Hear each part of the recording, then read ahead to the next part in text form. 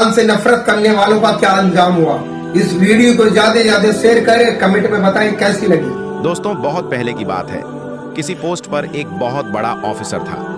एक बार किसी खास काम की वजह से उसका तबादला यानी उसका ट्रांसफर मुस्लिम इलाके में हो गया था। इत्तेफाक से उसको वहां पर रहने के लिए जो मकान मिला, उसके करीब में ही एक मस्जिद थी जिसमें 5 टाइम रोजाना अजान दी जाती थी। एक दिन वो ऑफिसर अपने मकान के अंदर सो रहा था कि इतने में मस्जिद में फजर की अजान होने लगी, यानी कि उसके कानों में अजान की आवाज जोर से पड़ने लगी, जिससे उस ऑफिसर की आंखें खुल गईं। ये देखकर उस ऑफिसर को बहुत गुस्सा आया। इसीलिए उसने सुबह होते ही उस मुअज्जिन को यानी आजान देने वाले को अपने पास बुलाया और उससे कहने लगा कि कल से सुबह की अजान लाउडस्पीकर में मत देना, क्योंकि मेरा घर मस्जिद के करीब में है और सुबह आजान की वजह से मेरी नींद में खलल पैदा होता है, यानी कि मेरी नींद खराब होती है। ये सुनकर अजान देने वाले मुअज्जिन ने कहा कि साहब, ये तो अल्लाह का कलाम है, इसको सुनकर तो सुबह सुबह दिल को सुकून पहुंचना चाहिए, और अगर मैं सुबह सुबह लाउड स्पीकर में अजान ना दूंगा तो जो बूढ़े बुजुर्ग लोग हैं उनकी आंखें कैसे खुलेगी। और यही नहीं, बहुत से बूढ़े बुजुर्ग लोग ऐसे भी हैं जिनके पास वक्त देखने के लिए घड़ी भी नहीं है, या फिर उनको घड़ी में टाइम देखना नहीं आता है। ऐसे लोग तो सुबह सुबह अजान की आवाज सुनकर ही मस्जिद में नमाज पढ़ने के लिए आते हैं। और साहब, अजान की आवाज सुनकर आप भी जल्दी सुबह उठ जाया करो, इससे आपको भी बहुत ज्यादा फायदा होगा। सुबह सुबह जल्दी उठकर आप भी पैदल चला करो, इससे आपके जिस्म को भी काफी फायदा हासिल होगा।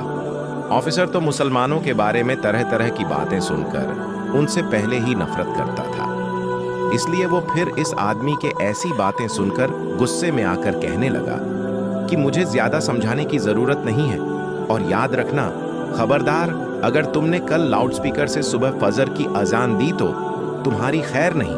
और ऐसे ही उस ऑफिसर ने अजान देने वाले को खरी खोटी सुनाकर भेज दिया, मगर उस अजान देने वाले ने उस ऑफिसर की बात पर कुछ खास ध्यान नहीं दिया। इसीलिए फिर उसने अगले दिन ही सुबह फजर के वक्त लाउड स्पीकर से अजान दे दी। जैसे ही सुबह सुबह उस ऑफिसर ने अजान की आवाज सुनी तो गुस्से से लाल हो गया, और वो फौरन उस अजान देने वाले के पास गया और उसको बुरा भला कहने लगा।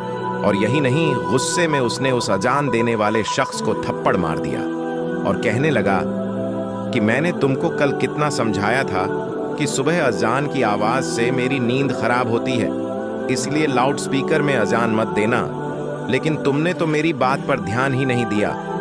बेचारा अजान देने वाला उस ऑफिसर को क्या कहता, वो तो थप्पड़ खाकर रोने लगा और दिल ही दिल में अल्लाह ताला से दुआ करने लगा, या अल्लाह, जिसने तेरी इस अजान को देने वाले बंदे पर जुल्म किया, तू इसे अपने अजाब में डाल दे, इसे ऐसी सजा दे कि इसकी अक्ल ठिकाने आ जाए। जैसे ही मुअज्जिन की आवाज अल्लाह की बारगाह में पहुंची तो अल्लाह ने फौरन उसकी दुआ कबूल कर ली, और उसी दिन उस ऑफिसर पर अजाब नाजिल हो गया, यानी कि उसी रात वो अल्लाह की पकड़ में आ गया। जिस दिन उसने अजान देने वाले को थप्पड़ मारा, उस रात वो अपने घर में सोया जरूर था, मगर सुबह वो उठ ना सका, क्योंकि उसी रात उसके जिस्म के आधे हिस्से पर लकवा मार गया, जिसकी वजह से उसके हाथ हिलने के काबिल भी नहीं रहे। उसके बाद उस ऑफिसर का काफी इलाज करवाया गया, मगर उसका वो मर्ज ठीक ना हो सका। ये देखकर दफ्तर वालों ने उसे नौकरी से भी निकाल दिया। अब उसके घर में जो मोटी रकम आती थी वो भी आना बंद हो गई थी।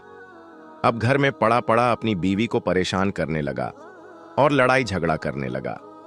उसकी बेचारी बीवी उसकी खिदमत करती थी, उसे अपने हाथों से खाना खिलाती थी, उसके कपड़े बदलती थी, यानी कि हर तरह से उसकी देखभाल करती थी, और इसके बदले में उसकी बीवी को गालियां ही सुनने को मिलती थी। इसी तरह से कुछ दिनों के बाद उसकी बीवी भी उससे तंग आ गई, और एक दिन उसकी बीवी ने अपने भाई को फोन कर दिया और कहने लगी, भैया, मैं इस इंसान से तंग आ चुकी हूं, पूरे दिन इसकी खिदमत करती रहती हूं, मगर ऊपर से ये मुझे गालियां देता है, मारता पीटता है। अब मैं यहां पर इसके साथ नहीं रह सकती हूं, इसलिए आप मुझे यहां से ले जाइए। यह सुनकर उसका भाई उसे फौरन लेने आ गया, और फिर उस ऑफिसर की बीवी अपने मायके चली गई। इसी दौरान उस ऑफिसर के दूसरे हिस्से पर भी लकवा पड़ गया, और अब उसके जिस्म का दूसरा हिस्सा भी काम करना बंद कर दिया। अब उसकी दोनों टांगें सीने से जा लगी थीं। अब ऑफिसर एक जिंदा लाश बनकर रह गया था।